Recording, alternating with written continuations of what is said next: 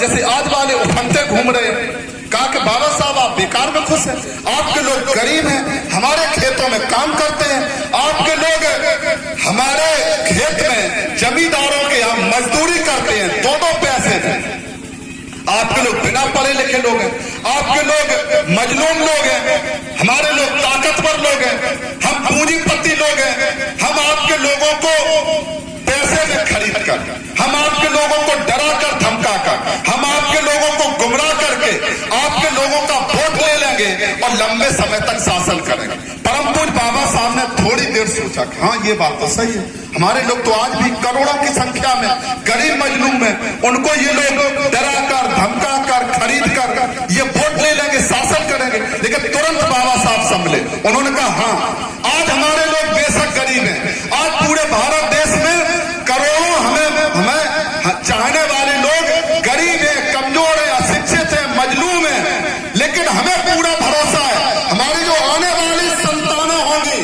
वो जब स्वाभिमान सम्मान की कीमत को समझ जाएंगी, जब वो वोट की ताकत को समझ जाएंगी, तो तुम्हारी बड़ी से बड़ी तिजोरी में लात मारकर देश की सबसे बड़ी गद्दी पर कब्जा करेंगी। हम उस दिन के लिए वोट का अधिकार देकर जा रहे हैं। हमें भी पता है कि ये कल प्रधानमंत्री की कुर्सी पर नहीं पहुंच पाएंगे, ये कल मुख्यमंत्री की कुर्सी पर नहीं पहुंच पाएंगे, लेकिन हमें जरूर विश्वास है आज नहीं तो कल हमारी लायक पर संतानें जरूर पैदा होंगी। उन्हीं में से जब परम पूज्य बाबा साहब डॉक्टर भीमराव अंबेडकर जी के मिशन को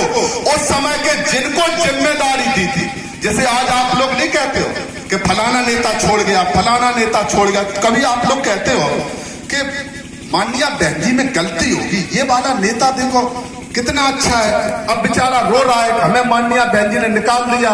हम तो कितने अच्छे से काम कर रहे थे। कभी कभी लोग कहने लगते क्योंकि वो बेचारा रोता है, जब गुलामी का पट्टा डाल के आता है तो सबसे पहले दलित बस्ती में जाएगा, जय भीम माई बाप जय भीम, हमें तो तुम्ही ने जिंदगी दी है, हमने देखो कितना काम किया है, हमें निकाल दिया, हम तो चाहते थे कि यही सेवा करें। तो आप कहते हैं हाँ बेचारे तो कितने बड़े बड़े आंसू टपक रहे, लेकिन वो ये नहीं बताता है कि जब वो बहुजन समाज पार्टी की 20 साल 30 साल पहले बैठक में जब आया होगा तो फटे कपड़े पहनकर इसी तरह से दरी पल्ली पर बैठा होगा, तब उसको बहुजन समाज पार्टी प्यारी थी, तब उसको माननीय बहन कुमारी मायावती जी नेता मसीहा लगती थी, तब उनको परम पूज्य मानवर कांसीराम साहब मसीहा लगते थे। जब उसकी झोपड़ी से 1 मंजिल बन गई, 2 मंजिल बन गई, 4 मंजिल बन गई, 10 मंजिल बन गई, तब उसने नीला झंडा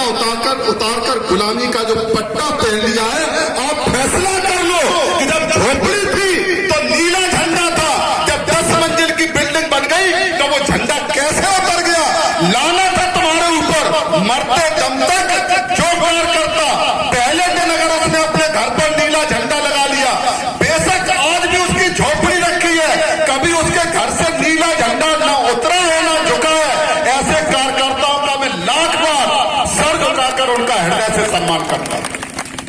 आपको इस पर गर्व होना चाहिए, आपको इस पर गर्व होना चाहिए कि हम परम पूज्य बाबा साहब को मानने वाले लोग हैं, हम लोग परम पूज्य मानवर कांसीराम साहब को मानने वाले लोग हैं, हम लोग माननीय बहन कुमारी मायावती जी को मानने वाले लोग हैं। जो परम पूज्य बाबा साहब डॉक्टर भीमराव अंबेडकर जी के समय में जिन लोगों को परम पूज्य बाबा साहब ने जिम्मेदारी दी थी, जिन पर भरोसा किया था कि ये हमारे जाने के बाद इस मिशन को पूरा करेंगे, वो परम पूज्य बाबा साहब के समय में उनके मिशन के साथ गद्दारी करके छोड़ के चले गए थे। धन्य मानवर कांसीराम साहब, धन्य माननीय बहन कुमारी मायावती जी, जो हमारी यहाँ बहन बेटियां बैठी हैं, उनसे हम खास तौर से कहना चाहेंगे, आप लोग याद करो कि माननीय बहन कुमारी मायावती जी जिनकी जन्म 15 जनवरी 1956 है, ये याद रखा था। परम पूज्य माननीय बहन कुमारी मायावती जी का जन्मदिन 15 जनवरी 1956 और उन्होंने 1977 में 1977 कितनी साल की उम्र थी? 20 साल। जब बहन बेटी तो छोड़ो, इन जातिवादी सामंतवादी पूरे क्षेत्र की बात कर रहे हैं। आप सब वरिष्ठ लोग बैठे, आप इस बात के गवाह होंगे। कोई ऐसा क्षेत्र नहीं उत्तर प्रदेश का जिस क्षेत्र में जातवादी और सामंतवादी लोगों का इतना ज्यादा आतंक ना हो कि बहन बेटी तो छोड़ो, हमारे जो युवा साथी हैं उनको भी बाहर निकलने में ये जातवादी सामंतवादी लोग जुल्म और अत्याचार करते थे। धन्य माननीय बहन कुमारी मायावती जी, जो 21-20 साल की उम्र में उत्तर प्रदेश जैसे रूढ़वादी